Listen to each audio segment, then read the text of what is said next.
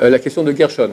Alors dans la Torah, il y a écrit qu'il y a des choses qui sont déjà destinées avant la naissance, comme l'abondance ou la richesse ou la pauvreté d'un homme. Donc, étant donné qu'on dit qu'on a un libre arbitre, comment... Sur quoi il y a le libre arbitre, sur quoi il n'y a pas le libre arbitre? Voilà. La réponse est très simple. Il y a libre arbitre sur rien, à part une seule chose.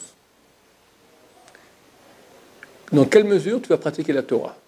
Tu vas faire la volonté de Dieu. Ce que Chazal ont dit, Akol bidei shamayim, tout dépend du ciel, chus mirat shamayim, à part la crainte du ciel.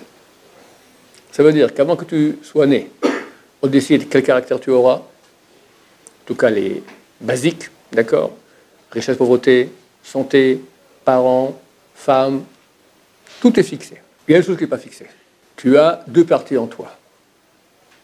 Avant de parler de l'homme, je parlais de la nature. Dans la nature, rien au monde a de libre arbitre. Les pierres, on n'en parle pas. Les végétaux, on n'en parle pas. Même les animaux. On pourrait croire qu'un chien, il a le choix maintenant entre, je ne sais pas moi, un bononos et un canigou. D'accord? Aucun choix. Et tu vois qui décide? Il n'a pas de choix. Parce qu'il a, Dieu lui a mis une nature qui est très simple. La nature animale que nous avons nous aussi, tu as une échelle de choix qui est très très simple. Fuir la souffrance, rechercher le plaisir. Je vais rapidement regarder où est-ce qu'il y a plus de plaisir et moins de souffrance. Canigou, exemple que je donne toujours, voilà, je montre une massue, je demande un nonos. D'accord? Alors, si il a très très faim et il n'est pas trop fragile, il préfère la souffrance du coup de bâton plutôt que la souffrance de perdre un nonos pareil.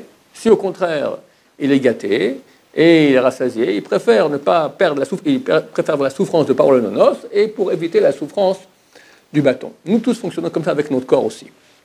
Mais c'est une échelle très très simple. Maintenant, c'est Hachem qui a donné. Donc, ce n'est pas nous qui choisissons. Quand l'être humain lui-même, quand il va utiliser ses choix au niveau du corps, ce n'est pas lui qui choisit. On t'amène la carte au restaurant. Tu choisis maintenant poisson, viande. Qui choisit? Pas toi. En fonction de tes goûts que tu n'as pas choisi, on te les a imposés, tes goûts. On dit que les goûts, les couleurs, ça ne se discute pas. Pourquoi? Parce que c'est imposé. C'est ce que tu es. D'accord? En fonction de la pub que tu as vue, en fonction des éléments dont ton corps a besoin, tu vas choisir plus ça que ça. En fonction de combien ça coûte aussi, d'accord? Tout un tu regardes maintenant plus de souffrance, plus de jouissance, tu regardes, tac, tu fais, voilà, c'est ça que je prends. Mais tu n'as rien choisi. C'est la même échelle que le chien, exactement. Ça, c'est la partie corporelle. Nous, on a en plus, et même les anges n'ont pas cela. Il n'y a que Dieu qui choisit. Et nous, en ça, on est extrêmement grand. On a reçu aussi un appel d'Aneshama. L'Aneshama, c'est une partie divine qui nous branche vers les désirs divins, tels que quête de vérité, tels que sens de la vie, tels que faire le bien à son prochain gratuitement, être honnête. Il y a des gens qui ne peuvent pas mentir. D'accord? Ça provient de l'Aneshama. Maintenant, voilà, tu as une affaire. Si tu ne dis pas toute la vérité, tu fais une affaire, tu gagnes 20 000 euros. Si toute la vérité, tu ne gagnes pas 20 000 euros. C'est une bagarre terrible.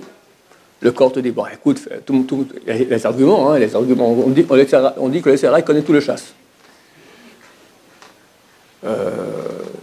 Mange ou tu te fais manger. Business is business. Tout le monde fait comme ça. Et si on ne fait pas ça, on crève de faim. Et puis Dieu, il comprend très bien. Et puis, etc. Et je donnerais de l'argent de tzedaka, je donnerais même pas le chomesh, d'accord, 20% de mes biens, hein, toutes sortes d'arguments pour dire, vas-y, t'es idiot de ne pas le faire. Et le Tzeratov qui vient te dire, mon cher ami, tu mens. C'est marqué dans la Torah, tu fuiras du mensonge. Midvar shakar techak. Éloigne-toi du mensonge. Alors, bagarre entre la neshama et le nefesh. Et nous, au milieu, on est le rouar. Et nous, on choisit.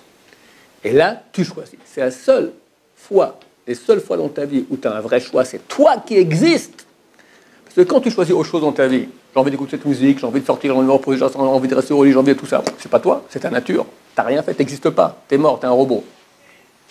Tu n'existes pas. Mais quand c'est toi qui choisis, tu existes. Mais dans l'exemple que vous avez donné, Si par exemple il a le choix entre 20 000 euros et ne pas mentir, Ouais. ça dépend surtout aussi de son éducation. Si par exemple il est né dans une famille ultra riche, Oh, que il je n'a te- pas besoin d'argent. Je te donne un exemple. Il aura... Non, mais Chaque à l'endroit où il est, on va dire plus que ça. Voilà. Quelqu'un maintenant, il fait du vol. Il vole les sacs des grands-mères, d'accord? Il passe en rollers, d'accord? Il pique. Maintenant, il peut soit la prendre et l'envoyer dans le décor et puis lui fracturer ou même peut-être la tuer, ou ça peut m'en tirer comme ça. D'accord? Un type de la mafia, voilà, il vient régler un compte. Ou il tire, il tue le type ou pas. Il a un choix au niveau où il est. Tuer ou pas tuer. Baba Salé, ça sera au niveau, est-ce que maintenant, quand je fais une bracha, je fais les cabanotes de, je sais pas moi, de Rabben Ouahari, je monte au 7e ciel, ou juste au 6e ciel. Chacun au niveau où il est, il a un choix. Chacun de nous, on a des choix très très petits. Le moment où on est, c'est extrêmement petit. Mais là, on a un choix. Et quand on choisit de ne pas faire ce que Dieu demande, alors on n'existe pas. Parce qu'on suit le corps. Donc tu t'es annihilé. Tu dis, j'existe pas, c'est le corps qui décide. Comme si tu es un cavalier sur un cheval et tu étais endormi, le cheval décide. Alors on regarde comme le cavalier, il gère bien son cheval, il est endormi, il n'y a rien. Quand au contraire, tu décides, le cheval ne veut pas, tu dis, mon cher ami, c'est moi qui commande, hop, là tu existes. Et après 120 ans, on va être ce qu'on existe. Il va rester de nous que ce qu'on existe, qu'on a existé durant notre vie. Des fois, c'est pas grand-chose. Hein. Il y a des gens, pour eux, toute leur vie, c'est uniquement écouter le cheval, le nefesh. Ils appellent ça kiffer. On appelle ça mourir. C'est marqué, les Réchaïm, dans leur vie, sont appelés, les impies sont appelés dans leur vie morts. Parce qu'il est mort. Ah, mais je kiffe. Ouais, mais toi, tu n'existes pas. Tout ce que tu fais maintenant, c'est tu obéis à ton corps. C'est pas toi, c'est ta nature. Malgré toi. Alors que les tzadikim, dans leur mort, sont appelés vivants.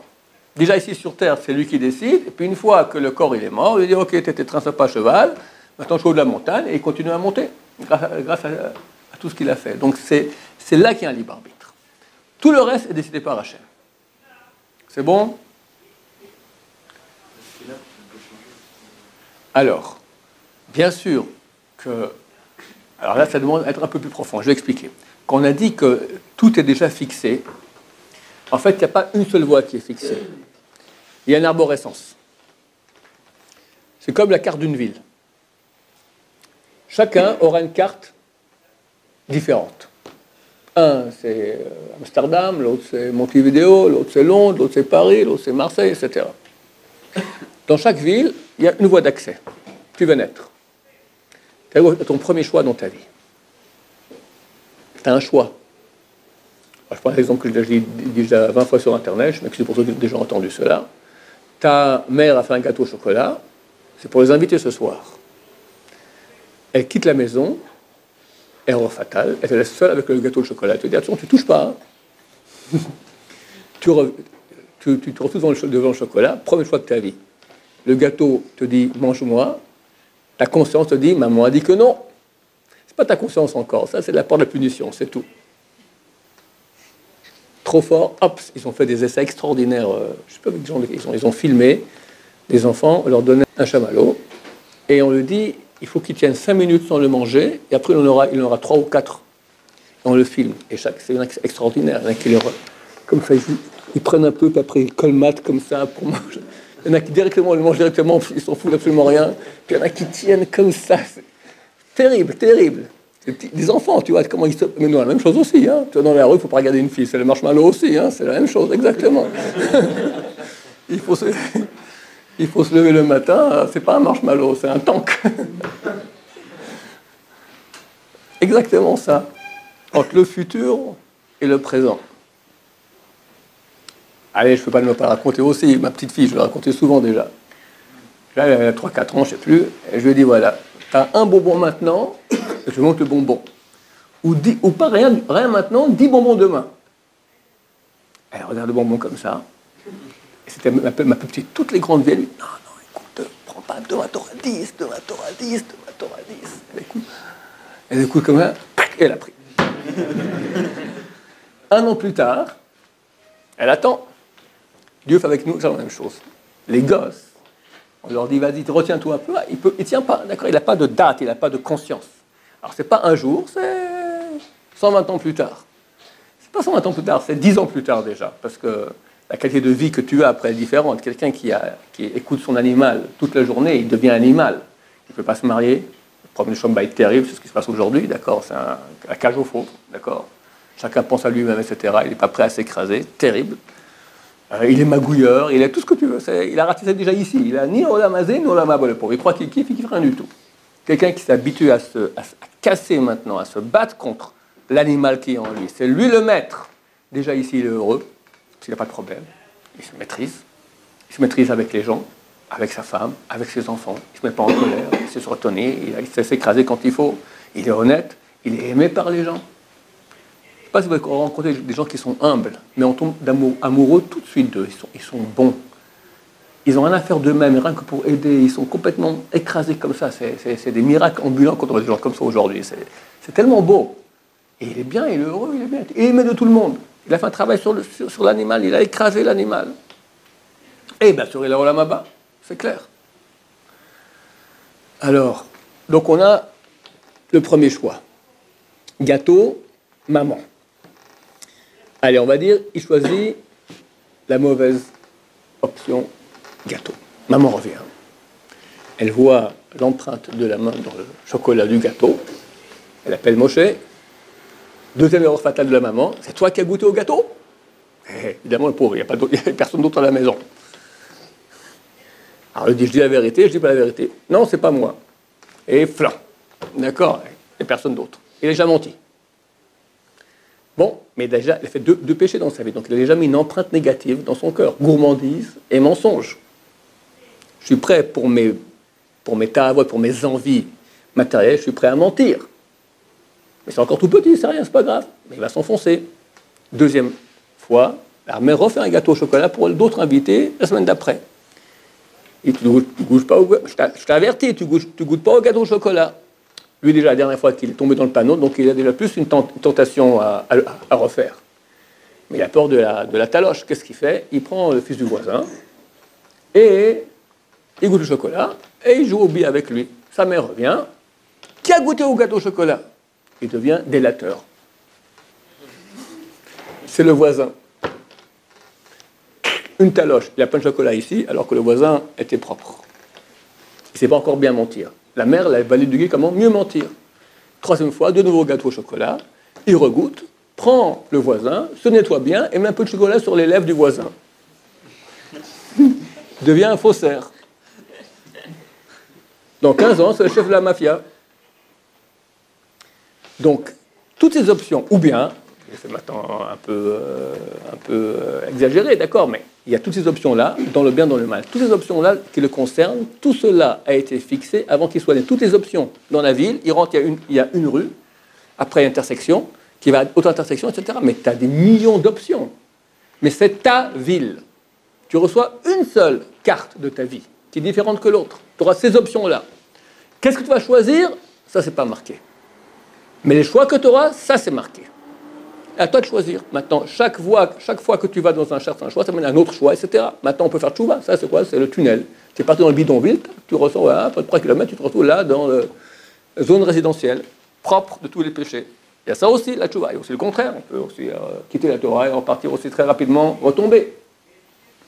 En tout cas, chacun de nous reçoit avant, c'est ça qui est fixé, reçoit avant, aussi à Rosh Hashanah, c'est ça qui est fixé. On reçoit pour l'année une carte de nos choix pour l'année. C'est ça qui est fixé. Quel choix on va faire? Nous sommes libres de choisir. Des fois, on n'a aucune option. Des fois, c'est bloqué. Tu as une rue, mais c'est bloqué. Dieu ne veut pas que tu ailles là-bas. Alors, c'est marqué déjà, c'est déjà marqué que ce ne sera pas une option. C'est une soi-disant option. Mais tu n'as pas. Aucun de nous, aujourd'hui, a l'option de prendre un pistolet, aller tuer son voisin qui fait du bruit à 10h du soir. Ce pas des options qui existent. Bien que techniquement, on peut le faire. Mais ce n'est pas moi, d'accord? Ça ne t'intéresse pas. Ce n'est pas dans ta carte des options. On n'a pas non plus le choix de faire une prière comme Baba Salé. Ce n'est pas du tout dans notre... On n'est pas là-bas. Alors on reçoit ça, et à nous de choisir maintenant pour arriver le mieux. Et chaque année, en fonction des bonnes options qu'on a fait, on recevra une nouvelle carte maintenant, qui on pourra monter, mais lentement, on peut arriver très très haut, lentement. Baruch Adonai, le Raman Amen.